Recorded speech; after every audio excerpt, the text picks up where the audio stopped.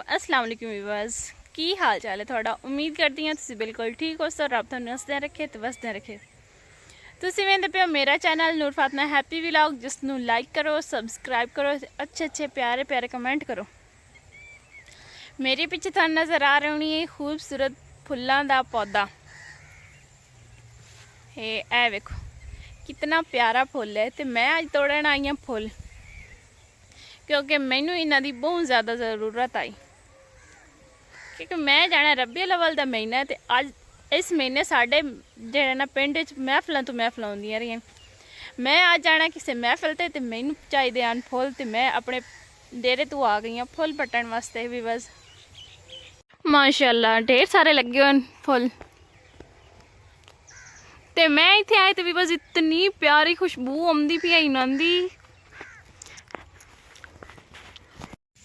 Full भी बस मैं तोड़ने बाद पहले मैं आ गई कमान वेखण वास्ते, क्योंकि गड्ढे होया तो काफ़ी दिन हो गए चक्कर कोई नहीं लाया। तो ये बिचू कोई डिग भी गया, बस ना साइडा तो जड़ा ना इर्द गिर्द कमान जड़ा वो खला, तो बाकी बिचू जो पानी लाया ना हवावां चलियां तो वो ढह गया। ऐ वेखो बस साइड तो बिल्कुल ठीक है, तो बिचू डट होया भी। बस कुछ बूटियां लाइया मैं पहले भी व्लॉग बनाया, तो उन्होंने इन्ना हाइट जी इन्हों की वो नहीं बदी। चेक करो, नहीं पता लगा नहीं तो मगर आ गया। और हाँ आ जा, हाँ जी बूटी आ जाओ आ जाओ।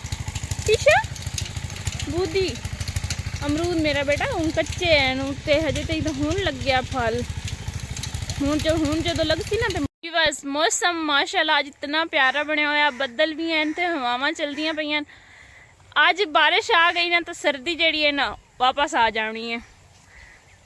भी बस अगे नाल मौसम इतना ज़्यादा गर्म हो गया है, थोड़ी जी भी बारिश आ गई तो मौसम मतलब कि ठंडा हो जाना है। तो माशाल्लाह ए भी मौसम ठीक, गर्मियाँ भी ठीक हैं, लेकिन सर्दियाँ जड़ियाँ गर्मियाँ का भी अपना मज़ा है, सर्दियों का भी अपना मज़ा है। ओए बील और भाया इसे मोदी पाई है ये, चल आ जा पापा लाए उसी ना उदू मोड़ मैं अपने बेटे ने देखो उत्ते कोई लगी। मेरा बेटा कच्ची है वो नहीं खावन वाली। भी बस है वेखो कच्चे अमरूद लगे हों तो हबीलों का मैंने तोड़ के देवो। और मेरा बेटा ना चाड़ उत्ते, तेरी कोई उम्र दरख्तों से चढ़न दी हैं तो झूठे लाओ आ जा, तेन तेरी गड्डियां चा के देव। और मेरा बेटा और आ तुम नहीं वो नहीं मैं जा रही हूँ भी बस छलियाँ चेक करने वास्ते।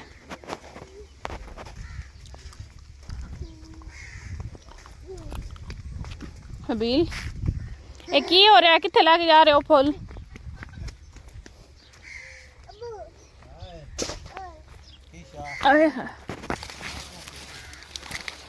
चेक कर दिया भी बस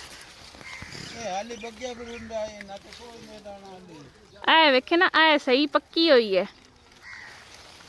तंदूर तो आया ने हाँ जी भी बस हिको छली मिली आई इतने तंदूर नाग बाली आई तो वह अग गई है मार। तो हूँ घर ले जानी मैं उत्थे सिलेंडर ते बोन लैनी है। तो बस व्यू चेक करो माशाल्लाह कितना खूबसूरत बने हुए। साड़ी बकैन आई छोटी जी आई माशाल्लाह, हूँ ये वड्डी सारी होई खली है। ए वेखो भी बस ये छोटी जी आई माशाल्लाह, हूँ इतनी बड़ी खूबसूरत बनी खली है ना। ए वेखो ते ऐ साडे वेखो बेचारे गुलाबां दा की हशर नशर होया पिया।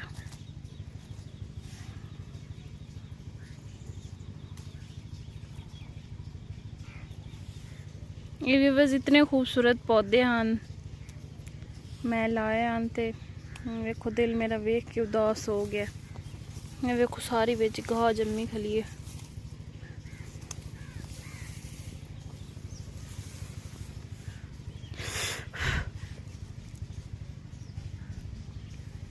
कितनी गंदगी है उत्ते।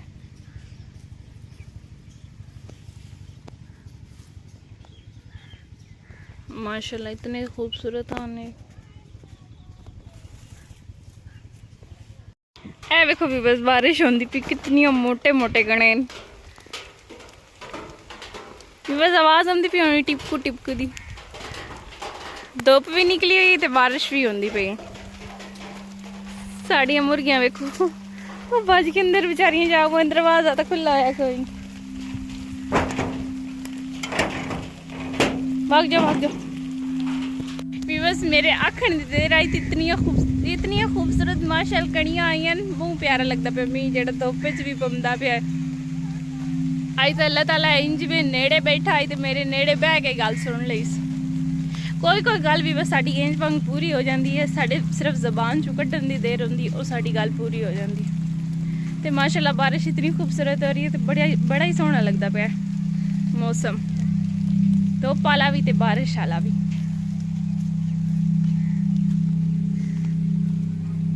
हाँ जी व्यूअर्स, मौसम तो खूबसूरत बन गया है। अज तो साडा व्लॉग भी हो गया कंप्लीट। तो इंशाल्लाह सुबह नैक्सट व्लॉग में थोड़े नाल मुलाकात हो सी। मैं थोड़ी अपनी नूर फातिमा, तुसीं वेंदे पे मेरे चैनल नूर फातिमा हैप्पी व्लॉग, जिसनों लाइक करो, सबसक्राइब करो, तो अच्छे प्यारे कमेंट करो। Thank you so much.